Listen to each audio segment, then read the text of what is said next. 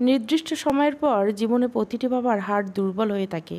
তার সন্তানদের ইচ্ছে অনিচ্ছে সব ত্যাগ করে ওনাদের ইচ্ছে মতো এগিয়ে যাওয়াই হয় সে রোগের একমাত্র মেডিসিন।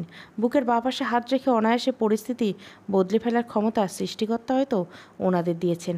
হাস্যকর লাগলো হয়তো, এই দেখুন না, আমি এখন বিয়ে করতে চাইছিলাম না বলে হঠাৎ আমার বাবার বুকের ব্যথা বেড়ে গেল। হৃদরোগের কারণে ইচ্ছের বিরুদ্ধে ওনার পছন্দের ছেলেকে বিয়ে করতে হয়েছে। এখন মেয়ে হয়ে তো আর বাবার অসুস্থতার জন্য দায়ী হতে পারি না। তাই স্বপ্ন, ইচ্ছে, অনিচ্ছেগুলো সব না হয় এই চন্দ্রাবতীর রাতে এই নদীতে বিসর্জন দিয়ে দিলাম। নিজের কথায় হেসে শেষ করে স্মিত হেসে শাওনের দিকে তাকালো আয়ত্রী। আজ মেয়েটার মন বড্ড খারাপ। মন খারাপের রেশ প্রতিফলিত হচ্ছে মেয়েটার মুখে। 22 বছর বয়সী তরুণীর ভীষণ মন খারাপের দেশে শাওনও তো হারিয়ে যাচ্ছিল। নিজেকে সামলে ধরে আসা গলায় জিজ্ঞাসা করলো, পালাবেন আয়ত্রী? শাওনের এমন প্রশ্নে চমকে উঠেছে আয়ত্রী। কয়েক মুহূর্তের ব্যবধানে নিজেকে সামলে নিতে চাইলেও অনুভূতি চোখ এড়ায় না সামনে বসে থাকা মানুষটার। আয়ত্রী নিজের অনুভূতি লুকোনোর খেলায় প্রতিউত্তরে সায়নের মুচকি হাসি। সে হাসির চোখ যায়নি আয়ত্রীর। তাই তো দ্রুত উঠে দাঁড়িয়ে পোশাকে লেগে থাকা বালি পরিষ্কার করতে বলল, আজ আসি। এক মুহূর্ত অপেক্ষা করে না আয়ত্রী, দ্রুত পা ফেলে সামনে। একটি বারের জন্য পিছন ফিরে দেখল না। এক অদ্ভুত শক্তিতে এই ছেলেটা তাকে বেঁধে ফেলেছে। কিছুক্ষণ থাকলে হয়তো সত্যি তার সাথে সে পালাতে সম্মতি জানিয়ে দিবে। মানুষের জীবন বড্ড ঠুনকো। দমকা বাতাসে পথ হারিয়ে অন্য পথে চলতে থাকে। 5 দিন আগেও এমন ছিল না আয়ত্রীর পরিস্থিতি। 5 দিন আগেও যদি বিয়ের সম্পর্ক আসতো, হয়তো আয়ত্রী ছেলের সাথে কথা না বলার প্রয়োজন বোধ করতো না। কারণ বাবা যা ভালো বুঝে তাই হবে। কিন্তু আজ মনের গহীনে বালুচরে ছোট্ট একটা কুঠুরির দরজার ওপাশে ক্ষীণ আলো পাশে নিয়ে বসে আছে শাওন। এই ক্ষীণ আলো উপেক্ষা করবার মতো শক্তি আয়ত্রী যোগান দিতে পারছে না। কেন পারছে না সে নিজেও জানে না। আচ্ছা, মাত্র 5 রাতের পরিচয় কি কাউকে সত্যি ভালোবেসে ফেলা যায়? 5 দিন আগে ডিসেম্বরে কোনো এক শীতের বিকেলে ছাদের ভাঙা কার্নিশে বসে বসে হেডফোনে গুঁজে গান শুনছিল আয়ত্রী। গল্পের নায়িকাদের মতো ওর বই পড়ার খুব একটা শখ নেই, না আছে রবীন্দ্রসঙ্গীত শোনার অভ্যাস। তাই তো ইদানিংকালের গানগুলো বেশ আনন্দের সাথে শুনছিল। সেই মুহূর্তে ওর মায়ের কথা শুরু হলো। ভদ্রমহিলা বিগত 1 মাস যাবৎ বাবার বাড়ি যাবে বলে মন স্থির করেছেন, কিন্তু 2 সন্তানের জন্য আজ যাই কাল যাই করে যাওয়া হয় না। আয়ত্রী, আয়াত, 2 জন সন্তান নিয়ে এই সুখী পরিবার এহমদ খান, রেহনুমা বেগম। ছেলে মেয়ে সব এই দম্পতির। প্রথম সন্তান হিসেবে হোক না অন্য কোনো বিশেষ কারণ থাকা ধরুন ভদ্রলোক মেয়েকে কোথাও একা ছাড়েন না এতদিন। তাই মেয়ে কিছুটা ঘরকুনো স্বভাবের। তাই বলে নিকট আত্মীয়র বাড়িতে যাওয়া তো বাদ দেওয়া যায় না। কিন্তু মেয়ে নারাজ, সে যাবে না। এই নিয়ে বাকবিতণ্ডা চলছিল খান দম্পতির। শেষমেশ রাগ করে ফোন হাতে নিয়ে চলে গেলেন রেহনুমা বেগম। ফোন হাতে নিয়ে কান থেকে হেডফোন সরিয়ে আয়ত্রী বাবার সাথে কথোপকথন শুরু করার উদ্দেশ্যে বলল, বাবা বলো, মায়ের কি মন খারাপ? আসলে আমি যেতে চাচ্ছি না। তুমি তো জানো নদী আমাকে কতটা টানে। অথচ নানুর বাড়ি গেলে আমাকে নদীতে নামতে দাও না, রাতে বাইরে এসে চাঁদ দেখতে দাও না। আজ বাবা চন্দ্রাবতীর রাত। আগামী 7 দিন চন্দ্রাবতীর জ্যোৎস্না উঠবে। এ সময় নানুর বাড়ি আমি কিভাবে যাই বলো? আচ্ছা, সমস্যা নেই, তুমি যাও, ভালো লাগবে। তোমার বোনরা সবাই আসবে। দেখবে এই জ্যোৎস্নায় রাতের কথায় আড্ডায় আড্ডায় তোমার মনেই থাকবে না। বাবার কথা ফেলে দেওয়ার মতো মেয়ে আয়ত্রী না, তাই রাজি হয়ে যায়। অনিচ্ছা সত্ত্বেও যেতে হচ্ছে। শহর থেকে যেতে সময় লাগে 30 মিনিট। পরিবারের জন্য একদম রিজার্ভ সিএনজি পাঠিয়ে দিলেন আহমদ সাহেব। স্ত্রীকে কল দিয়ে বারবার করে মনে করিয়ে দিচ্ছেন, তবুও যেন শান্তি পেলেন না মনে। কেমন এক নাম না জানা ভয় ঘিরে আসছে চারপাশে। নানু বাড়ি পৌঁছাতে আসরের আজান পড়েছে, তাই দ্রুত নামাজ পড়ে নিতে হলো সবাইকে। এই নিয়ম আয়ত্রীকে মানতে হয়। নামাজ এবং নিয়ম করে কোরআন শরীফ পড়তে হয়। যেগুলো নিজে পড়তে পারে সেগুলো মা যখন পড়তে পারে তখন শুনতে হয়। না হলে আয়ত্রী মোটেও সুস্থ থাকে না। মাঝে মধ্যে অনিয়ম হলে তো নাক মুখ দিয়ে রক্ত অবধি চলে আসে। তাই হয়তো বাবার এত চিন্তা মেয়েকে নিয়ে। সবার সাথে আড্ডায় মেতে উঠছে আয়ত্রী। 5 বোনরা সবাই সমবয়সী না হলে খুব একটা বয়সের পার্থক্য নাই। প্রত্যাশা আয়ত্রীর সমবয়সী, বাকি 3 জন আবার ওদের থেকে বছর 3 ছোট। প্রতীক্ষা, মানহা, মালিয়াত, ওরা 3 জন সমবয়সী। প্রত্যাশা, প্রতীক্ষা 2 বোন, আয়ত্রীর বড় খালার মেয়ে, এবং মানহা মালিয়াত বড় মামার মেয়ে। ছোট মামা এখনও অবিবাহিত। এদিকে আয়ত্রীরা দুই ভাই বোন, আয়াত আয়ত্রী। সন্ধ্যাবেলা সবার আড্ডা জমে গিয়েছে নানুর ঘরের বারান্দায়। বনিতি পরিবারের বাড়ি যেমন ঠিক তেমনই, তবে যুগের সাথে তাল মিলিয়ে বদলাচ্ছে বাড়ির আনাচে কানাচে। আড্ডা ব্যাঘাত ঘটালো একজন লোক। বাইরে বেরিয়ে এসে খুব চেঁচামেচি করছে। মাগরিবের আজান পরে আয়ত্রী নানা সবেমাত্র বাড়িতে প্রবেশ করেছে। লোকটাকে চেঁচামেচি করার কারণ জিজ্ঞাসা করলে উনি বলেন, আমি আপনার দোকানে যাইয়া কইছি আমারে এইটা দিতে, কিন্তু অন্য একজনের একটা নিছিল, এটা ভালো ছিল না, তাই কইছি আপনার সাথে আমার কথা আছে। কেন, আপনি হাজি মানুষ হইয়া দোকানে ডিফেক্ট জিনিস রাখছেন? এই কথা আমি আপনারে জিগাইছি। আপনি ছিলেন না, আপনার দোকানের কর্মচারী আমার লগে ঠেই ধইরাও কইল পরে নাকি সে ফেরত দিয়া ভালোটা নিছে। খারাপ জিনিস আপনারা রাইখা দিছেন আমিও জানি, কিন্তু আমার কথা হইলো আপনার কর্মচারীর উত্তর দিব কেন জিগাইছি আপনারে। এক একটা ছোট লোক এই কথা কহতে টিটকারি মাইরা আপনার কর্মচারী আমারে কয়, বড় লোক ভাই আপনাদের ভুল হইলে মাপ পইরে দেন, কিন্তু এখন ধান্দার সময় ভেজাল করিয়েন না। কেন, আপনি খারাপ জিনিস রাখবেন আর আমরা কইলে দোষ? তারপর তাদের চোটপাট কি মনে হয় আমারে গিলা খাইব? যত সব ছোট লোকের কারবার।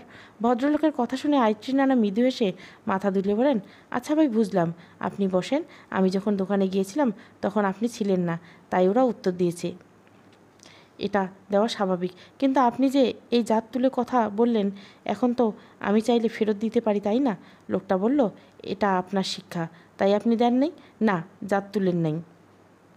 ওরা শুধু উত্তর দিয়েছে, এটা ওদের দায়িত্ব। তাহলে ভাই ব্যাপারটা কি দাঁড়ায়? জাত তো আপনি তুলেছেন আগে, ওরা না। ও বুঝেছি, আপনিও আসলে আপনি এমন হইলে আর কি। কথা বলে অপেক্ষা করে না লোকটা, পা বাড়ায় বাড়ির বাইরের দিকে। স্পষ্ট লোকটি যুক্তিতর্কে না পেরে চলে যাচ্ছিল এবং আয়ত্রীর নানাকে যা ইচ্ছে বলছিল। আয়ত্রী বারান্দার গিল ধরে দাঁড়িয়ে লোকটিকে উদ্দেশ্য করে বলল, মনে হচ্ছে এই বেটার লুঙ্গি কাছাড় দিয়ে উল্টো করে নদীর বালুচরে দাবিয়ে মেরে রেখে দেই। ওর কথা শুনে বাকি সবাই হাসলো। প্রত্যাশা যেন থম মেরে বসে পড়ছে, কপালে বিন্দু বিন্দু ঘাম জমতে শুরু করছে। হঠাৎ গলাটা অজানা তৃষ্ণায় ফেটে যাচ্ছে। ভীত চোখে আয়ত্রীর দিকে তাকিয়ে ধমকের সুরে বলল, আয়ত্রী, হচ্ছেটা কি? এসব আর কখনো যেন না শুনি। রাতে আয়ত্রী মা নানুর মাঝখানে শুয়ে আছে, ঘুম আসছে না। কেন জানি না, নানু তার আঁচলের সাথে আয়ত্রীর হাত বেঁধে রেখেছে। আস্তে ধীরে শরীরের উপর থেকে মায়ের হাত সরিয়ে দিয়ে আয়ত্রীর হাতের বাঁধন ছাড়িয়ে ঘর থেকে বেরিয়ে যায়। গ্রিলে তালা লাগানো দেখে এক দফা হতাশ হলো। পুনরায় চাবি খুঁজতে শুরু করলো। এক সময় চাবি পেয়ে সপ্তদর্পণে বেরিয়ে আসে বাড়ি থেকে। ঘড়ি জানান দিচ্ছে রাত তখন 1টা বাজে। মাথার উপর এক ফালি চাঁদ উকি দিচ্ছে। মাথায় হুডি উঠিয়ে আয়ত্রী পা বাড়ায় নদীর দিকে। চারিদিকে নীরবতা, কোথাও একটা পাখির শব্দ করছে না, শুধু হালকা বাতাস বইছে। নদীর পাড়ে খানিকটা দূরে পাকা সড়ক, সেখানে দাঁড়িয়ে আছে আয়ত্রী। আবছা আলোয় কুয়াশার মাঝে আয়ত্রী একটা অবয়ব স্পষ্ট দেখতে পাচ্ছিল। নীল পাঞ্জাবি পরে কেউ একজন নদীর পাড় থেকে পানির দিকে এগিয়ে যাচ্ছে। আয়ত্রীর মস্তিষ্কে প্রথম যে কথাটা এলো তা হলো, ছেলেটা আত্মহত্যা করতে যাচ্ছে। হ্যাঁ, আত্মহত্যা করতে যাচ্ছে। তা না হলে এত রাতে নদীর পানিতে কেন নামবে? আয়ত্রী দ্রুত দৌড়ে ছেলেটার হাত ধরে পেল। কি ঠান্ডা স্পর্শ! পরক্ষণে চিন্তা করলো, স্পষ্ট ঠান্ডা হওয়ার স্বাভাবিক কারণ, এই শীতের রাতে শুধু পাঞ্জাবি পরে আছে ছেলেটা। হাত ধরে টেনে পাকা রাস্তায় নিয়ে আসতে আয়ত্রীর মনে হচ্ছিল কিছু যেন একটা তার শরীরের উপর উষ্ণতা শুষে নিচ্ছে। পরদিন সকালে সেই ভদ্রলোকের লাশ নদীর পাড়ে ঠিক সেই অবস্থায় পাওয়া গেছে যে অবস্থায় আয়ত্রী তাকে রাখতে চেয়েছিল, নাভি অবধি নদীর পাড়ে বালিতে দাবিয়ে রাখা। সর্বপ্রথম সকালে মাটি কাটা এক মহিলাদের দলের নজরে আসে। দূর থেকে দেখে মনে করছিল হয়তো কেউ দুটো বাঁশ পাশাপাশি দাবিয়ে রেখেছে, কিন্তু কিছুটা এগিয়ে যেতে দেখতে পেল একজন পুরুষ মানুষের দেহ স্পষ্ট, কেননা লুঙ্গি কাছাড় দেওয়ার ছিল। তাদের চিৎকার শব্দে কয়েক মুহূর্তের মধ্যে গ্রামবাসী সবাই একত্রিত হয়ে যায়। থানা থেকে পুলিশ এসে লাশ উঠানোর সময় বেশ হট্টগোল পড়ে গেছিল, কেননা লাশের মুখ দিয়ে অনবরত শামুক বেরোচ্ছিল। এমন একটা ঘিন ঘিন ব্যাপার। যখন মুখ পরিষ্কার করা হলো তখন দেখলো সেই ভদ্রলোক যে কাল আয়ত্রীর নানা বাড়ি গিয়েছিল। এক কানে দোকানে কাল আয়ত্রীর বলা কথা পুরো গ্রামে ছড়িয়ে গেল। পুলিশ লাশ নিয়ে চলে যাওয়ার আগে তাই একবার হাজির বাড়িতে এসেছে আয়ত্রীর নানার সাথে দেখা করতে। বিছানায় বসে একদম লেপ্টে আছে আয়ত্রী। শরীরে বিন্দুমাত্র শক্তি নেই। তাপমাত্রা চমৎকার স্বাদ নিয়ে ধীরে ধীরে বেড়েই চলছে। লোকচক্ষুর আড়ালে বার কয়েক রক্তবমি হলেও 3বারের বেলায় পুলিশ অফিসারের সামনে গড়গড়িয়ে বমি করে দিল আয়ত্রী। আয়ত্রী এমন শারীরিক অবস্থা থেকে পুলিশ অফিসার একটু নিশ্চিত হলো। আর যাই হোক, এই মেয়ের পক্ষে খুন করা বিনা কিছু দিয়ে মাটি না খুঁড়ে শুধু শক্তি বলে লাশ দাবিয়ে রাখা সম্ভব না। আয়ত্রীর প্রথম এমন অসুখ যখন তার বয়স মাত্র 7 বছর। বর্ষাকালে সবার মতন আয়ত্রী গিয়েছিল নদীতে গোসল করতে। হাঁটুর পানিতে নেমে খেলছিল। হঠাৎ নদীতে তীব্র টান আসে। পানির টানে আয়ত্রী অনেকটা দূরে চলে গিয়েছিল। আয়ত্রীর চিৎকার করার কোনো অবকাশ ছিল না, কারণ সে প্রায় ডুবেই গিয়েছিল। সময় মতো আয়ত্রীর মামার নজরে এসেছিল। সাঁতারে গিয়ে আয়ত্রীর মামা দ্রুত আয়ত্রীকে পা টেনে ধরে কোনোমতভাবে পাড়ে নিয়ে আসে। সেদিন কয়েক মুহূর্ত দেরি হলে যে কোনো কিছু হতে পারত। স্বাভাবিকভাবে বেশ ভয় পেয়ে যায় আয়ত্রী। সেদিন বিকেলে গা কাঁপিয়ে জ্বর আসে। মধ্যরাত 1টা থেকে 3টে অবধি বেশ কয়েকবার রক্তবমি হলে সে রাতে আয়ত্রীকে ঢাকা মেডিকেল কলেজে হাসপাতালে ভর্তি করানোর উদ্দেশ্যে নিয়ে রওনা হয় আয়ত্রীর পরিবার। বিভিন্ন টেস্ট করিয়ে কিছুই সামনে আসে না। কয়েকদিন চিকিৎসার পর আয়ত্রীকে নিয়ে নিজের শহরে ফিরে আসে। কিন্তু বিপত্তি বাঁধল ঠিক 4 মাস পর, যখন শীতের ছুটিতে আবার নানু বাড়িতে এসেছিল। কোনো একটা কারণে আয়ত্রী একটা গরু দেখে ভীষণ ভয় পেয়ে যায়। রেগেমেগে বলেছিল, আমাকে ভয় দেখালি, দেখিস ওই নদীর পাড়ের বাড়িতে পড়েই তোর মরতে হবে। বাচ্চার এমন কথায় কেউ কান দিচ্ছিল না। কিন্তু সেদিন বিকেলবেলা গরুটা নদীর পাড়ে চোরাবাড়িতে আটকে যায়। পুরো গ্রামের মানুষ চেষ্টা করেও বাঁচাতে পারেনি। অথচ সে জায়গায় আগে কখনো চোরাবাড়ি ছিল না, এমনকি আর কখনো চোরাবালির মতো কিছুই হয়নি সেখানে। ঠিক আগের মতোই শক্ত মাটি। মনে হয় শুধুমাত্র আয়ত্রীর কথা রাখতে নদীর পাড়ে সে বিকেলে নদীর বালি চোরাবালিতে পরিণত হয়েছিল। সে রাতে ধুম করে জ্বর আর রক্তবমি। আয়ত্রীর নানু কি মনে করে কবিরাজ নিয়ে আসে, কারণ তার ধারণা ছিল হয়তো কেউ ওকে বান মেরেছে, তাই এমন রক্তবমি হচ্ছে। কিন্তু কবিরাজ বলল এমন কিছুই না, না আছে কোনো খারাপ জিনের প্রকোপ। কবিরাজ চলে যাওয়ার পর কাকতালীয়ভাবে আয়ত্রীর নানার এক বন্ধুর বাড়ি আসে। উনি বেশ নাম করা আলেম। আয়ত্রীকে দেখে বেশ কিছুক্ষণ চুপ থেকে শুধু বলেছিল, কোনো জ্যোৎস্না রাতে মেয়েকে একা ছাড়বেন না। যে অবধি মেয়ে নিজের ভালো নিজে বুঝবে না, নামাজ কোরআন পড়ায় যেন কোনোভাবেই অনিয়ম না করে। যেহেতু মেয়ে মানুষ ঋতুবতী হবে, সে দিনগুলো তাকে নিয়ম করে কোরআন তেলাওয়াত শোনাবে। মনে রাখো, এই মেয়ে যেন ভুলেও রাগের বসে কাউকে কিছু না বলে, না হলে ওর মুখের কথা তো ফলেই যাবে, কিন্তু বিনিময়ে ওর শারীরিক শক্তি শেষ করে দিবে। কারণ ও শারীরিকভাবে যতটা দ্রুত দুর্বল হবে, ঠিক তত দ্রুত ওর রুহু সে নিয়ে চলে যাবে। তোমার মেয়ে বড্ড ভুল সময়ে সেদিন নদীতে নেমে পড়েছিল মা। তোমার মেয়েকে পানি থেকে দূরে রাখো। সে রাতে যখন ভদ্রলোক আয়ত্রীর নানা বাড়ি থেকে চলে যাচ্ছিল বেশ চিন্তিত রাখছিল। কিছু একটা হয়তো তাকে খুব চিন্তায় ফেলেছিল। পরদিন সকালে ভদ্রলোকের লাশ পাশের গ্রামে রেল লাইনের উপরে বিখণ্ডতা অবস্থায় পাওয়া যায়। ধীর পায়ে নানা রুমের দরজায় কড়া নাড়ার প্রত্যাশা। সালাম দিয়ে ভিতরে প্রবেশ করে চুপচাপ দাঁড়িয়ে আছে সে। নাতনির উদ্দেশ্যে হাজী সাহেব বললেন, কিছু বলবে? আমতা আমতা করে প্রত্যাশা গত বিকেলের সব কিছু বলল। প্রত্যাশার কথা শুনে দীর্ঘশ্বাস ফেলল হাজী সাহেব। আয়ত্রীর এমন শারীরিক পরিবর্তন দেখে কিছুটা আঁচ করেছিলেন উনি। তবে কি দীর্ঘ 15 বছর সে আয়ত্রীর পিছু ছাড়েনি? মেয়ে শিউরে বসে আছে আহমদ সাহেব। আয়ত্রী এই অসুখের জন্য দেশ বিদেশের কম ডাক্তার দেখায় নেই উনি, কিন্তু সবার এক কথা, রিপোর্ট নর্মাল। অথচ মেয়েটা জ্যোৎস্না রাতে কেমন একটা পাগলের মতো ব্যবহার করে। অনেকে বলে জিনে ধরেছে, রুকাইয়াও করেছিল মেয়ের, কিন্তু জিনের প্রকোপ নেই। তবে মেয়ের এমন ব্যবহারের কারণ এখনও অজানা। 15 বছর আগে সেই হুজুর এত চিন্তার বিষয় কী ছিল? উনি কি কিছু বুঝতে পেরেছিলেন? জানা হয়নি, উপায় ছিল না, কারণ ভদ্রলোকের লাশ পরদিন পাওয়া যায় রেল লাইনে। বিছানায় শুয়ে আয়ত্রী কাল রাতের এসব উদ্ভট কথা চিন্তা করছিল। ছেলেটা আত্মহত্যা করতে যায়নি? আয়ত্রী যখন জিজ্ঞাসা করলো, কেন এসেছেন তাহলে? সে বলেছিল, আপনি মেয়ে হয়ে এত রাতে এখানে কী করেন? ওসব বাদ দিন, জানেন না আত্মহত্যা মহাপাপ? কেন নিজের জীবন এভাবে? ওয়েট মিস আয়ত্রী, আপনাকে কে বলেছে আমি আত্মহত্যা করতে যাচ্ছিলাম? তাহলে কি এত রাতে নদীর পানিতে ডুব লাগাতে যাচ্ছিলেন? হোয়াট ইজ ডুবকি? বাই দ্য ওয়ে, আপনি এত রাতে এখানে কেন? এই তো একটু ঘুরতে এলাম আর কি। রাত 1টা বাজে 17 মিনিট, আর এত রাতে একটা মেয়ে একা একা ঘুরতে বেরোবে? আবার এই শীতের রাতে আজকে প্রথম দেখলাম। হয়তো হয় না, তবে আমি হয়েছি। কেন জানেন? ওই যে মাথার উপর এক ফালি চাঁদ উঁকি দিচ্ছে, সে চাঁদের আলোয় দেখুন নদীর পানি ঝলমল করছে। এমন জ্যোৎস্নাতে গা মাখতে কার না ভালো লাগে? আমি অন্তত অন্য সবার মতো এই চন্দ্রাবতীর রাত মিস করতে পারবো না। চন্দ্রাবতীর রাত? আজ তো সদ্য চন্দ্রাবতীর সামনে এসে দাঁড়িয়েছে আমার। হালকা স্বরে বলে সামনে অপরিচিত ব্যক্তি। কয়েক মুহূর্ত অপেক্ষা করে আয়ত্রী সামনের মানুষকে জিজ্ঞাসা করলো, আপনি আমার নাম জানেন কিভাবে? আমি তো চিনি না আপনাকে। আপনি পল্লবীর ফুপুর ছোট বোন আরাধ্যা ফুপুর মেয়ে, সামিউল চাচার ছোট বোনের মেয়ে। আপনাদের এই গ্রামে কে না চেনে? 5 বোন হিসাবে আপনার তো গ্রামে খ্যাত। বিচক্ষণার সহিত মাথা দুলিয়ে আয়ত্রী উত্তর দিল, ও আচ্ছা, বাই দ্য ওয়ে, আপনি এখানে কি করছেন? আপনি জ্যোৎস্না গায়ে মাখতে বেরিয়েছিলেন আর আমি আমার টানে। ঠিক বুঝলাম না। ও হুঁ, বুঝি সিগারেট, তাই তো? যা মনে করেন। সিগারেট তো ঘরে বসে টানা যায় না হয়তো। আপনার নাম জানা হলো না, শাওন। কথা বলতে বলতে কখন রাত 2:55 বেজেছে আয়ত্রী বুঝেইনি। ঠিক শাওন এবার তাগিদ দিচ্ছিল, কারণ সে জানে আয়ত্রীর অল্পতে জ্বর ঠান্ডা লেগে যাচ্ছে, তাই অবস্থা হয়ে যাচ্ছে। আয়ত্রীকে শাওন বাড়ির গেট অবধি দিয়ে তারপর নিজের বাড়িতে চলে যায়। কিন্তু এ এলাকায় সায়নকে আয়ত্রী দেখছে বলে মনে করতে পারছে না। পরক্ষণে ভাবলো হয়তো লেখাপড়ার সুবাদে দূরে কোথাও থাকে, আর তাছাড়া সে নিজেও তো বাড়ি ছেড়ে খুব একটা বের হয় না, তাই হয়তো চিনতে পারছে না।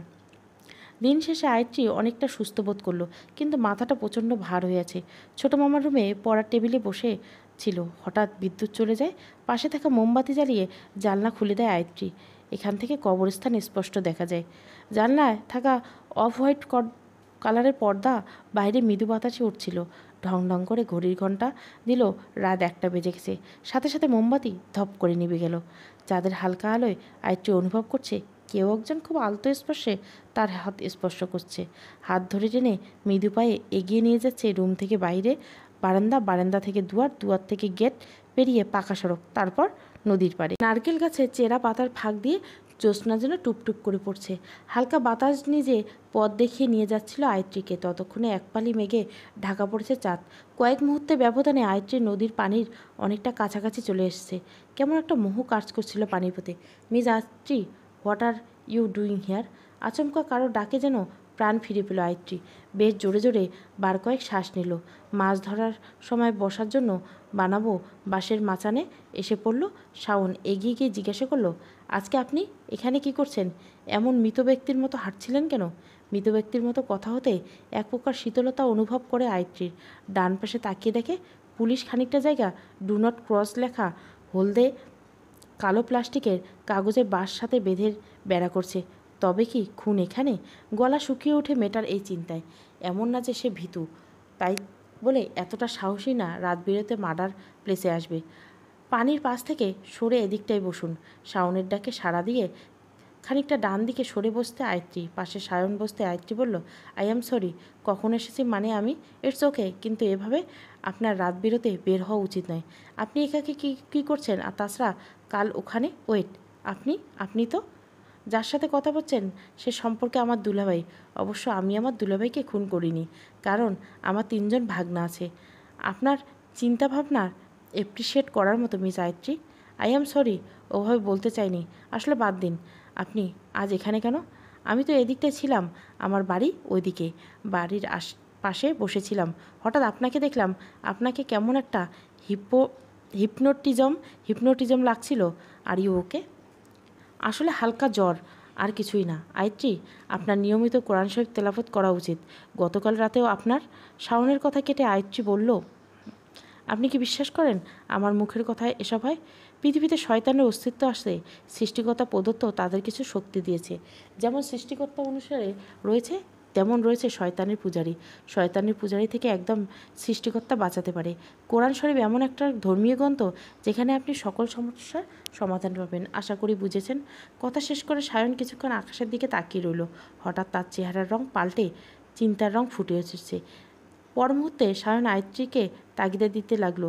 আগের দিনের মতো বাড়ির গেট পর্যন্ত পৌঁছে দিয়ে চলে যায়। একবার পিছন ফিরে দেখে না, নাকি আয়ত্রী অপেক্ষা করে না। পরদিন সকালে এই ঘুম থেকে জেগে আয়ত্রী দুটো গুড নিউজ শুনতে পায়। 1, ছোটো মামা সামিউল দেশে ফিরবে কাল। 2, প্রত্যাশাকে আগামী পরশু পাত্রপক্ষ দেখতে আসবে। আয়ত্রীর জন্য দুটো সংবাদ সুখের হলেও শরীর হঠাৎ খারাপ হয়ে যায়। হাত পা ভীষণভাবে কাঁপছিল, ভীষণ খারাপ লাগছিল। এদিকে আয়ত্রীর নানা আজ থেকে আগামী 3 দিনের জন্য মসজিদে থাকবেন। ইয়েমেন থেকে একদিন মুসল্লি যুবক তবলিগে এসেছেন, তাদের খেজমতের জন্য উনি ওখানেই থাকবেন। যাওয়ার আগে শুধু আয়ত্রীর নানুকে বলে গেলেন, অতীতে 2 মেয়ের দায়িত্ব ছিল, এখন 5 মিনিট। দেখে শুনে রাখো, কারণ তারা অন্যের আমানত। আমার অবর্তমানে সকল প্রকার সিদ্ধান্ত নেওয়ার অনুমতি আমি দিয়ে গেলাম। সেদিন বিকেলবেলা আয়াত, মানহা, মালিয়া, প্রতীক্ষাকে নিয়ে আয়ত্রীর বাবা এবং প্রত্যাশার বাবা ঢাকার উদ্দেশ্যে রওনা হয়। কারণ সকাল ভোর 4টে এর ফ্লাইটে সামিউল সাহেব বাংলাদেশে পৌঁছানোর কথা। আয়ত্রী প্রত্যাশা যাওয়া হলো না। আয়ত্রী দেয়নি ওর মা, কারণ মেয়ে অসুস্থ আর প্রত্যাশাকে দেখতে আসবে বলে। কথায় আছে, 2 বোন যদি একজন অপরজনের মাথায় উকুন আনতে বসে, তাহলে নাকি উকুনের দল বসে। আজ আমাদের সবার দিন শেষ, কারণ 2 বোন একসাথে বসেছে। সুখ দুঃখের কত আলাপ করবে দেখিস। আমাদের বংশ হইয়া যাবে, তাও এদের কথা ফুরাবে না। প্রত্যাশা আয়ত্রী বসে বসে গল্প করছিল। বড় মামি কোথা থেকে এসে যেন বাটি ভর্তি বাদাম দিয়ে গেল। বাদাম খাওয়ার জন্য দেয়নি, ছিলে রাখার জন্য দিয়েছিল। কারণ সকাল সকাল মরিচ বাটার সাথে খুব ভাত রান্না করবেন। অথচ ভদ্রমহিলা এটা জানেন না 4 ভাগের 1 ভাগ পাওয়া যাবে, বাকিটা দুজনের পেটে চালান যাবে। রান্নাঘরের সামনে দুয়ারে পটি বিছিয়ে বসে বসে কাজ করছিল আয়ত্রী প্রত্যাশা। সামনে আয়ত্রীর নানুর পিঠে বাচ্চা আর প্রত্যাশার মা বানাচ্ছে। বড় মামি আয়ত্রীর মা রাতের খাবারের প্রস্তুত নিচ্ছে। এতক্ষণে পিঠা ভালোই হচ্ছিল, কিন্তু হঠাৎ করে তেলে পিঠা ভাজছে, কিন্তু হচ্ছে না, ছড়িয়ে যাচ্ছে কিংবা পুড়িয়ে যাচ্ছে। বাইরে থেকে কোনো মানুষ আসেনি, পিঠা শুধু প্রত্যাশা আয়ত্রী নিয়েছিল। ভদ্রমহিলা কি যেন ভাবলো, তারপর প্রত্যাশাকে ডাক দিয়ে হাতে একটা তেলের পিঠা দিয়ে বলল, উত্তর পশ্চিমে ঢেলে দিয়া এই পিঠা দিবি, আর চুপচাপ আইয়া পড়বি, পিছন ফিরবি না। প্রত্যাশা নানুর কথা মতো কাজ করে এসে বসে আবার কাজ করছিল। কিছুক্ষণ আগে কি হয়েছে এটা কারো অজানা নয়। এই বাড়ির উত্তর পশ্চিম দিকে একটা ডুমুরের গাছ আছে।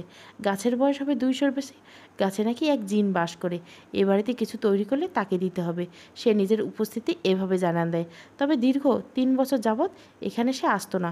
হঠাৎ এভাবে উপস্থিতি জানান দেওয়াটা বেশ ভাবিয়ে তুলল আয়ত্রীর নানুকে। দেখছিস কি ছোট আত্মা, একটা পিঠে, মাত্র একটা পিঠের জন্য এসব করে, ফকিরের স্বভাব। আরে নিবি যখন বেশি করে নে। আয়ত্রীর কথায় খিলখিলি হেসে ওঠে প্রত্যাশা। স্বাভাবিক গড়নের হালকা পাতলা এই শ্যামলী মেয়ের হাসি সরাসরি বুকে আঘাত করে আয়ত্রীর। ঠোঁট ফুলিয়ে প্রত্যাশাকে উদ্দেশ্য করে আয়ত্রী বলে, আমার তোর হাসিকে বড্ড হিংসে হয় প্রতি, বড্ড হিংসে হয়। 2 বোনের হাসির কথায় ফোড়ন কাটে এক ভদ্রমহিলা। আয়ত্রী তাকে এক নজর দেখে মুখের দিকে বিরক্তিকর ভাব নিয়ে তাকিয়ে আছে। ভদ্রমহিলার গায়ের রং সাদা, মানে উনি একটু সুন্দরী বলে আহমিকায় পা মাটিতে পড়ে না, সবাইকে হেলাছাত্তা করে বেড়ায়। মহিলা এগিয়ে এসে পিড়িতে বসতে বসতে বলে, তা খালামণি, হাসি দিয়ে কি সব হয় নাকি? পাত্রপক্ষ কি খালি হাসি দেখে তোমার বোন রে নিব? আরে ও পল্লবী, কইছিলাম আমার দেওরে দিয়ে দে, তোর মেয়ে নিব, কিন্তু দিলি না, কারণ আমার দেওর দোষ বয়ের, আর একটু পয়সা বেশি না হলেও চাইছিলাম, তা দিতি তোর মেয়ে জামাই যে থাকতো নাকি? আমার তো নিতাম না। আরে তোর এই মেয়ের টাকা পয়সা ছাড়া কে নিবে বল? আগে দর্শনধারী, পরে গুণ বিচারি। শুনলাম কালকের দিন পর নাকি দেখতে আসবে, সারা জীবন খালি খেয়ে যাবে, এই বেগুন আর কেউ নিবে না। প্রত্যাশার বড্ড শক্ত করে আয়ত্রে হাত ধরল। এই মহিলা বারবার ওকে অপমান করছে। এমন না যে প্রত্যাশা কারো থেকে কম, শুধু গায়ের রং উজ্জ্বল শ্যামলা, যা প্রত্যাশাকে অন্য সবার থেকে আলাদা করে। প্রত্যাশার চোখের পানি যখন আয়ত্রীর হাতে পড়ল, আয়ত্রী উক্ত মহিলাকে উদ্দেশ্য করে বলল, প্রতীকে পাত্রপক্ষ পছন্দ করেই বিয়ে হবে, এবং কালকের দিনে যারা আসবে তারাই করবে ওকে পছন্দ। আমার বোন অবশ্যই সুখী হবে, কিন্তু আপনারটা বলতে পারলাম না। সার্জিক্যাল ব্লেড দিয়ে আপনার শরীরে সাদা চামড়া পরত উঠিয়ে, যেখানে বগুড়ার চিকন শুকনো মরিচের গুঁড়ো আর লবণ আপনার পুরো গায়ে মাখলে আপনার রং বীভৎস কালো হয়ে যাবে। এতে আপনি মরবেন না, কারণ তখন আপনার কালো চামড়া হয়ে আপনার অনুভূতি কি আমি শুনতে আসব, তখন বুঝবেন জ্বলন কাকে বলে। সন্ধে কোথা থেকে একরাশ কুয়াশা এসে ঝুপঝুপ করে চারিদিক থেকে তার চাদর ঢেকে নিচ্ছে। আশেপাশে কোথাও একটা পাখি গুগাইছে গুনগুন করে। কোরআন তেলাওয়াত, পাখির ডাকের সাথে হাওয়ায় হিমেল হওয়া এক অন্যরকম অনুভূতি বিপক্ষে আয়ত্রীর দুর্দান্ত ফিল্ডিংয়ের কথা চিন্তা করেও পাচ্ছে না। বিনা নোটিশে আউট হয়ে জানলার পাশে এসে দাঁড়ালো আয়ত্রী। কবরস্থান স্পষ্ট দেখা যাচ্ছে। আজ সকালে সেই লোককে এখানে দাফন করা হয়েছে। কুয়াশার জন্য কবর ভালোভাবে দেখা যাচ্ছে না। মাটি দেওয়ার আগে যখন লাশ নিয়ে আসা হয়েছিল, আয়ত্রী এখানে দাঁড়িয়ে সবটা দেখেছিল। বাঁশের তালায় দিয়ে মাটি ঘরে যখন শেষ বিছানা পাচ্ছিল, আয়ত্রীর দৃষ্টি তখন লাশের খাটিয়ার উপর। মানুষ চুপচাপ থাকলে নাকি কিছু একটা চিন্তা করে, কিন্তু লাশের খাটিয়ার দিকে তাকে আয়ত্রী সত্যি কিছু চিন্তা করছিল না। অনুভূতিগুলো কেমন একটা শূন্যের নিচে ধীরে ধীরে মাইনশ্বাসে পরিণত হয়ে গেছিল। পাশে থাকা ফোনটা বারবার শব্দ করে জানান দিচ্ছে কেউ একজন আয়ত্রীকে কল করছে, কিন্তু সে শব্দ হয়তো কান অবধি পৌঁছাতে পারছিল না। বাড়ির পাশে দাফন হচ্ছে, তাই আয়ত্রীর নানু দুই নাতনিকে পাশের ঘর থেকে সরে অন্য ঘরে যেতে বলছিল। প্রত্যাশা যথারীতি চলে আসলো আয়ত্রীর থায় দাঁড়িয়েছিল।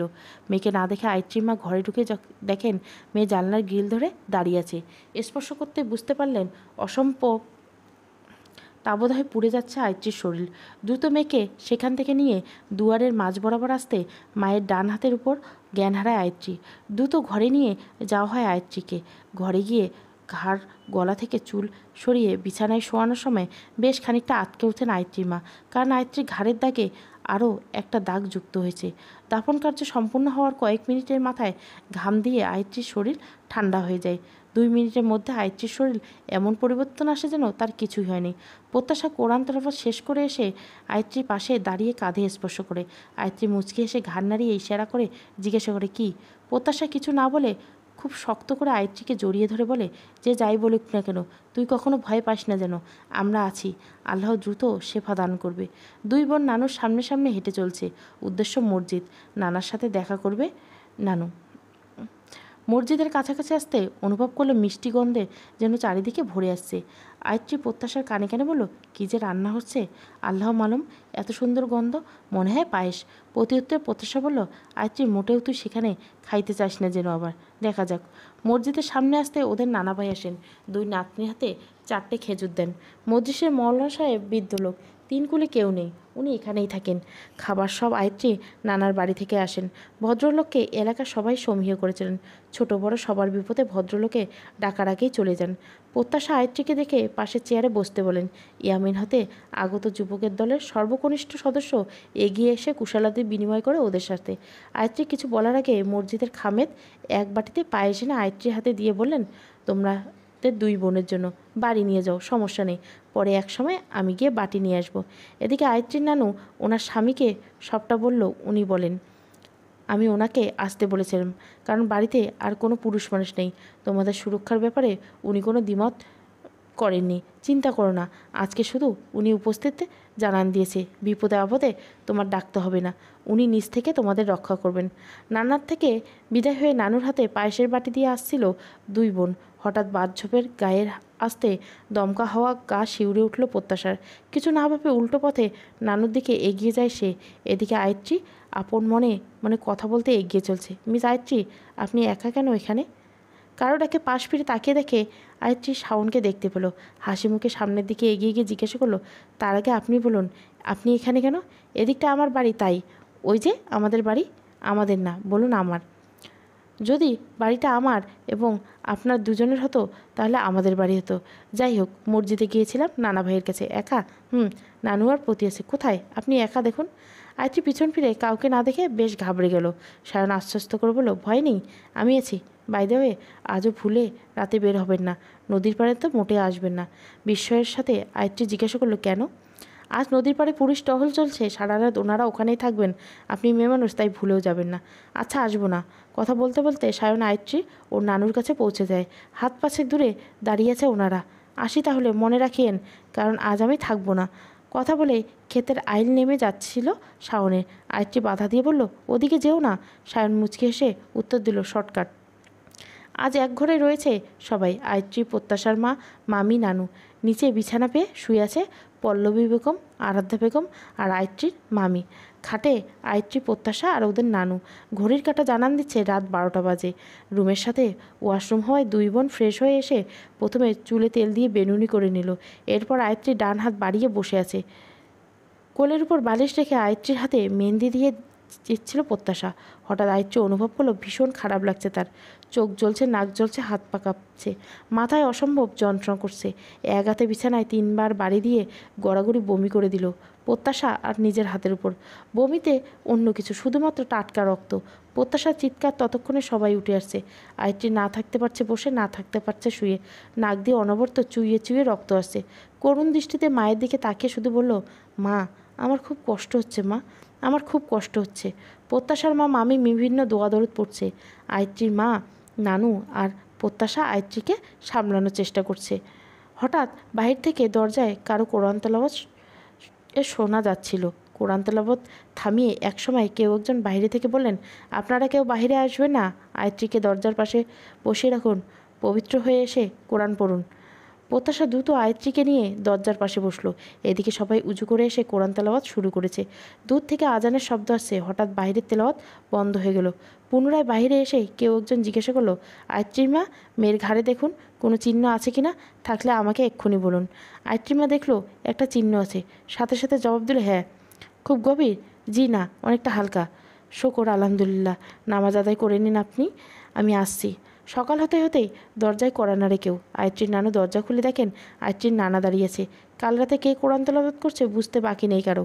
উদ্বিগ্নের সহিত আয়ত্রীর নানা জিজ্ঞাসা করলো, আয়ত্রীর কথায় ইশারা করতে উনি রুমে প্রবেশ করে প্রথমে আয়ত্রীর ঘাড়ে দাগ দেখলেন। দাগ দেখে চমকে উঠেছে বলে মনে হলো না, কিন্তু গম্ভীর মুখে সবার উদ্দেশ্যে বলল, গতকাল আয়ত্রীর মুখের কথা সত্যি হয়েছে। নীরুর পুরো শরীরের চামড়াই নেই, লবণ মরিচের গুঁড়ো লাগানো সারা গায়ে। ওর চিৎকার শব্দে আকাশ পাতাল এক হচ্ছে, তবু ওর প্রাণ যাচ্ছে না। আয়ত্রীর মা, তোমার মেয়ের শরীরকে নির্ভর করে কেউ একজন প্রেতর সাধনা করছে। গতকাল রাতে যদি তোমার মেয়ের ঘাড়ের এই দাগ আরও গভীর হয়ে যেত, তাহলে আজ তোমার মেয়ের রুহু তার কাছে বন্দি থাকতো। শীতের সকাল, কোথাও একটা কোকিলের করুণ সুর ডাকছে। ডাক শুনে মনে হচ্ছে কোকিলের মনের গহীনে মেঘের ঘনঘটায় ক্ষতবিক্ষত হচ্ছে ছোট্ট কোকিলের হৃদয়। শুকনো পাতায় মরমরে শব্দ, কেউ যেন হেঁটেই যাচ্ছে গহীনে। ঘুমের ঘরে আয়ত্রী নিজেকে বড্ড হালকা অনুভব করছে। শরীরের ভিতর বেশ কিছু পরিবর্তন অনুভব করছে। এই মনে হচ্ছে সে হয়তো এক টুকরো তুলোর মতো উঠছে। পাশ ফিরে অনুভব করলো কিছু একটা আঁকড়ে ধরে আছে তাকে। হাতটা অনুভব করলো প্রত্যাশা ঘুমের পাশে আছে। আয়ত্রীর উরুর উপর দিয়ে পা এবং গলার উপর হাত দিচ্ছে। মনে হচ্ছিল আয়ত্রী নয়, এটা কোনো কোলবালিশ। আয়ত্রীকে নড়তে দেখে প্রত্যাশা উঠে পড়ছে। কপালে হাত দিয়ে জ্বর আছে কিনা দেখে ওড়নার কোনা দিয়ে আয়ত্রীর নাকের নিচে জমাট ব্যথা রক্ত মুছে দিয়ে বলল, খারাপ লাগছে?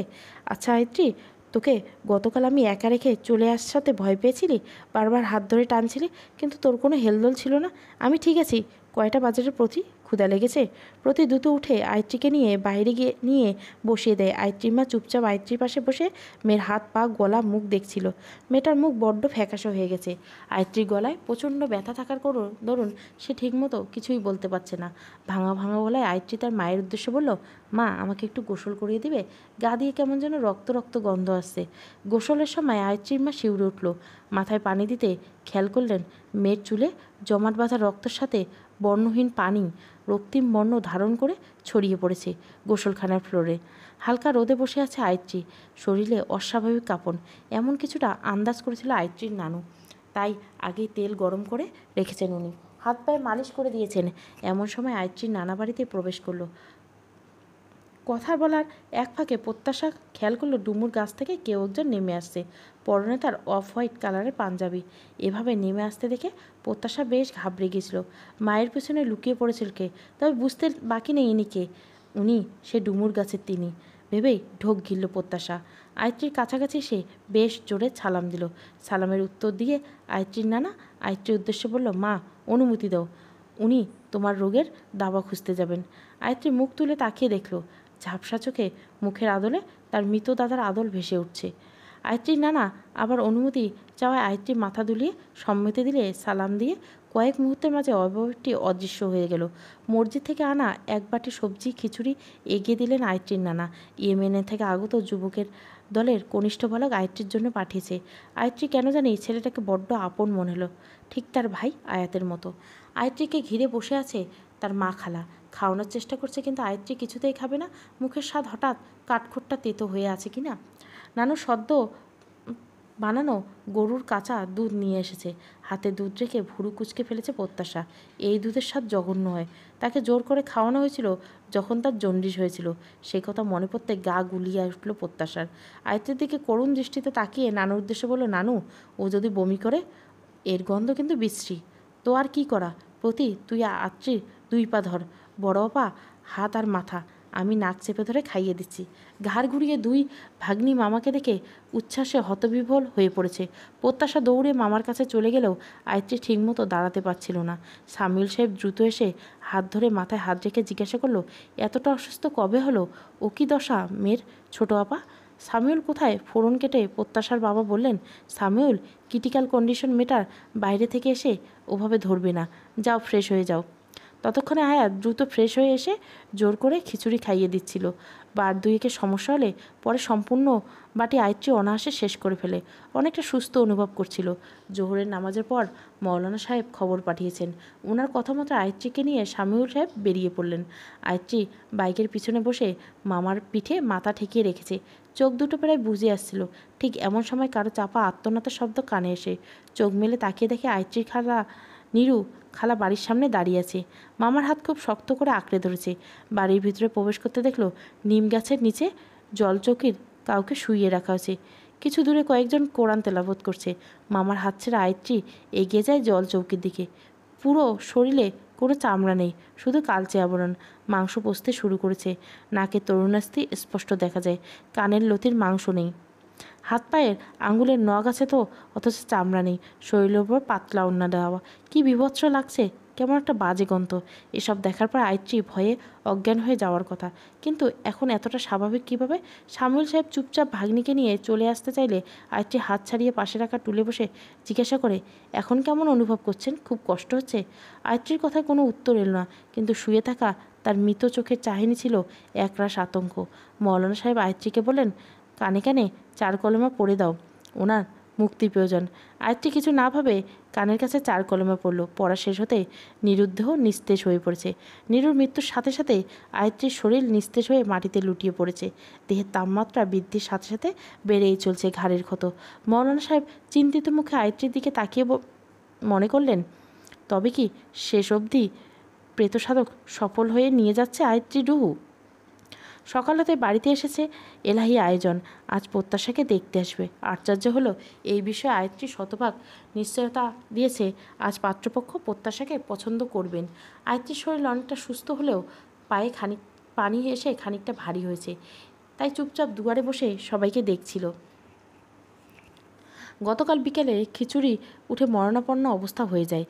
ঘাড়ের ক্ষত থেকে এক প্রকার কালো ধোঁয়া নির্গত হচ্ছিল। সাথে আয়ত্রীর মুখবর্ণ ধীরে ধীরে ফ্যাকাশে হচ্ছিল। বাড়ি নিয়ে আসার পর সবাই ঘাবড়ে গেছিল। ঠিক সে সময় বাড়ির ভিতরে প্রবেশ করে ইয়ামিন থেকে আগত যুবকের দল। উচ্চস্বরে কোরআন তেলাওয়াত করে কোরআন শরীফের আয়াত পড়ে। কিছুক্ষণ পর আয়ত্রীর শরীর ঘামিয়ে ঠান্ডা হয়ে অবচেতন হয়ে যায় আয়ত্রী। সর্বকনিষ্ঠ বালক মৌলানা সাহেবকে কিছু বলেন। ওনার ভিত্তিতে আয়ত্রীর ব্যবহারের সকল প্রসাধনী একত্রিত বাইরে আনতে বলেন মৌলানা সাহেব। আয়ত্রী ব্যবহারের সকল প্রসাধনী শ্যাম্পু থেকে শুরু করে হ্যান্ড ওয়াশ সকল জিনিস নিয়ে আসা হয়, সাথে নিত্যকারে ব্যবহৃত টিস্যু পেপার। বালক কিছুক্ষণ সেসব জিনিসের এক দৃষ্টিতে তাকিয়ে থেকে মোমবাতিতে জ্বালিয়ে নেন। তখন সন্ধে নেমে এসেছে। আজান পড়ার কারণে সবাই আজও বাড়িতে নামাজ পড়েন। নামাজ শেষে দুয়ারে বসে পুনরায় মোমবাতি জ্বালিয়ে প্যাকেট থেকে একটি টিস্যু পেপার বের করে মোমবাতির আলো ধরেন। কিছু লেখা ভেসে ওঠে, অথচ সাধারণ আলোতে এসব দেখা যায় না। লেখাগুলি খুব স্পষ্টভাবে খেয়াল করলে বোঝা যায় কোনো আয়াত ইচ্ছাকৃতভাবে কুফরি কাজের জন্য উল্টো করে লেখা হয়েছে। আয়ত্রীর চুলের তেলের বোতল থেকে ফিনফিনে হালকা কাপড় পাওয়া যাচ্ছে। একই লেখা, বুঝতে বাকি নেই এসব দিয়েই করা হচ্ছে আয়ত্রীর উপর কুফরির কাজ। বালকের হাতের ইশারায় এক গ্লাস পানি চাই। পানিতে কিছু আয়াত ফু দিতে সে পানি ছিটিয়ে দেয় আয়ত্রীর সকল প্রসাধনের উপর। টিবল থেকে আনা সামান্য পানিতে দাউ দাউ করে জ্বলে থাকে আয়ত্রীর সকল প্রসাদী। বালক বলেছিল আয়ত্রীর সাহায্য করতে। এতটুকু সাহায্য করার পর নিজেই অসুস্থ হয়ে পড়ে, তাই দ্রুত ত্যাগ করে আয়ত্রীর নানুর বাড়ি যাওয়ার পূর্বে বলে যায়, যে ব্যক্তি আয়ত্রীর সাহায্য করতে আসবে তাকেই সে মেরে ফেলবে। আয়ত্রীর নিজের ভালো নিজেই বুঝতে হবে। পুণ্য আয়ত্রীর নিজের ভালো নিজেই বুঝতে হবে। সবার রূপচর্চা দেখে নাক ফুলিয়ে বসে আছে আয়ত্রী। কাল থেকে অনেক অসুস্থ। সকালে আস্ত ডিম খেয়েছে, প্রত্যাশার মেকওভার করিয়েছে, অথচ মানহা, প্রতীক্ষা, মলিয়াত এদের ন্যাকামো দেখে পিত্তি জ্বলে উঠছে। ওদের সাজার কি দরকার আয়ত্রী বুঝে উঠতে পারছে না। প্রত্যাশাকে আয়ত্রী সাজায়নি, কারণ হাইলাইটার চমকে দেখে কেউ কাউকে বিয়ে করবে না। বিয়ে যদি ভাগ্যে থাকে তাহলে ঘরে কুটনি বেশেও তাকে পছন্দ করবে। বরপক্ষ আসার কিছুক্ষণ আগে নানু এসে ওদের 4 বোনকে পাশের বাড়িতে চলে যেতে পারে, কারণ ভদ্রমহিলা কোনো ঝুঁকি নিতে চাচ্ছেন না। গ্রাম্য কথায় আছে না, মেয়ে দেখতে গেলে বা মেয়ে বাদে মেয়ের বাড়ির বিড়ালকেও পছন্দ হয়। পিছন বাড়ি দিয়ে আয়ত্রী বের হতে আসতে পারলেও বাকি তিনজন পাত্রপক্ষের সামনে পড়ে যায়। অগত্যা ওদের আর বের হওয়া হলো না। আয়ত্রীর মাথায় কাপড় তুলে দিয়ে হেঁটে হেঁটে নদীর পাড়ে চলে আসে। নদীর পাড়ে এক বাঁকে বসে আছে সদ্য গাছ ছেঁড়া ঝাল পান চিবুচ্ছে। পানের দিকে খেয়াল করে দেখলো অবলীলায় কেউ একজন সাঁতার কাটছে। আয়ত্রীর দৃষ্টি সেদিকে, তার মুখ পানে। সাঁতার কেটে ক্লান্ত ও পরিশ্রান্ত যুবক উঠে এসে আয়ত্রীর পাশে বসলো। গা থেকে ফোঁটায় ফোঁটায় পানি পড়ছে। পান খুব পছন্দ মিস আয়ত্রী? নায়িকাস তো খই ভাজ। By the way, miss Sayan, don't call me Atri. Okay? এখানে কেন? পথিকে দেখতে এসেছে না? তাই তো আমি এখানে এসে, জানেন না, এক মেয়েকে দেখতে আসলে বাকি সব মেয়ে পারলে মায়ের পেটে ঢুকিয়ে রাখতে হয়। এটাই তো গ্রামের রীতিনীতি। বুঝেছি, কিন্তু এখানে কি করেছেন জানেন না? এইটুকু জায়গা ভালো না, যেখানে 7 জোড়া মহিষ ডুবে মরেছিল? জানি, তাই তো মহিষবাদার নাম রেখেছি। শুনেছি এখানে তো অতৃপ্ত আত্মা থাকে, তাই সাক্ষাৎ করতে আসলাম। সায়ন একথা শুনে মুচকে হাসে, এক চিলতে হাসি। হাসির রেখাটি নেই বলে ভয় পাবেন না বুঝি? কেন? যদি কখনো জানতে পারেন আমি মৃত, তাহলে? মৃত মানুষ কখনো ফিরে আসে না, তাদের রুহু সৃষ্টিকর্তার কাছে থাকে। সবার রুহু সৃষ্টিকর্তা নেয় না, কারণ সবার মৃত্যু এক হয় না। এসব কুপরি কথা, আমি এসব মানি না। সায়ন এক দৃষ্টিতে আয়ত্রীর দিকে তাকিয়ে থাকে, একটুক্ষণ, অনেকক্ষণ। এতক্ষণ সময়, যতটা সময় একটা ফুটন্ত গোলাপকে পায়ের নিচে পিষে ফেলে অস্তিত্বহীন করে দেওয়া যায়। দৃষ্টি ফিরিয়ে আকাশের দিকে তাকিয়ে সায়ন বলে, আয়ত্রী, নিজের ভালো বুঝতে শিখুন, নিজেকে সামনে নিন, পূর্ণ করুন নিজেকে, মুক্তি দিন আমায়। সায়নের কথা শেষ হতে আয়ত্রী বিস্ময় চোখে তাকায়। মৃদু রাগী স্বরে বলে, আপনি আমাকে কোন বন্ধনে আবদ্ধ করেননি যে মুক্তি দিব? আপনি মুক্ত। সায়ন এবার গা দুলিয়ে উচ্চস্বরে হেসে বলল, আজান দিবে। এবার আমার উঠতে হবে। আজ শুক্রবার কি না? আজান আগেই হবে। বিজ্ঞের মতো আয়ত্রী কপাল কুঁচ বলল, হ্যাঁ শুনেছি 3 জুম্মার নামাজ বাদ দিলেও নাকি স্ত্রী তালাক হয়ে যায়। কিন্তু সত্যি কি তাই? ভাগ্যিস মনে করেন, না হলে তো আমার বউ তালাক হয়ে যেত। বাই দ্য ওয়ে, এটা আমিও শুনেছিলাম, সত্যতা জানি না। আসছি আমি, আপনিও চলে যান। আপনি বিবাহিত? আয়ত্রী এমন প্রশ্নে সায়ন কোনো উত্তর দেয় না, মুচকি হেসে পা বাড়ায় তার গন্তব্যে। সায়ন শেষ কথা আয়ত্রী কেমন যেন লাগছে। সত্যি সে কি বিবাহিত? না হলে অমন করে বলবে কেন? এদিকে পাশের বাড়িতে আয়ত্রীকে না পেয়ে আয়াত বাড়িতে বেশ চেঁচামেচি করছে, কারণ আয়ত্রীর বর্তমান অবস্থা কারো অজানা নয়। বাড়িতে মেহমান রেখে খুঁজতে বেরিয়েছে অনেকে। কাল রাতে সেই ছেলেটি বলে গিয়েছিল আয়ত্রী নিজের উপর কোনো কন্ট্রোল থাকবে না। যদি সে পুনরায় কোনো কিছু সংস্পর্শে আসে, মেয়ের চিন্তায় মরিয়া হয়ে বাবা দ্রুত ছুটে যায় নদীর পাড়ে। আয়ত্রী তখন মাথায় কাপড় দিয়ে কাঠফাটা রোদে বসে আছে। বাবা এগিয়ে গিয়ে দ্রুত মেয়ের দুবাহু ধরে দাঁড় করে। গাল দুটো অসম্ভব লাল হয়ে গেছে, হয়তো রোদের কারণে। কালো ওড়না মাথায় দেওয়া ছোট্ট ছোট্ট দুটি চোখ এবং আপেলের মতো লালা হয়ে যাওয়ায় গাল দেখে আয়ত্রীর বাবা পিছনে থাকা ছেলেটিকে যে এক নিমেষে হারিয়ে যাচ্ছিল, তা হয়তো তখন কারোই জানা ছিল না। চলবে। চন্দ্রাবতীর রাতে গল্পের প্রথম পর্ব। এটা 3টা পর্ব হবে। ভালো লাগলে অবশ্যই লাইক, শেয়ার এবং সাবস্ক্রাইব করবেন।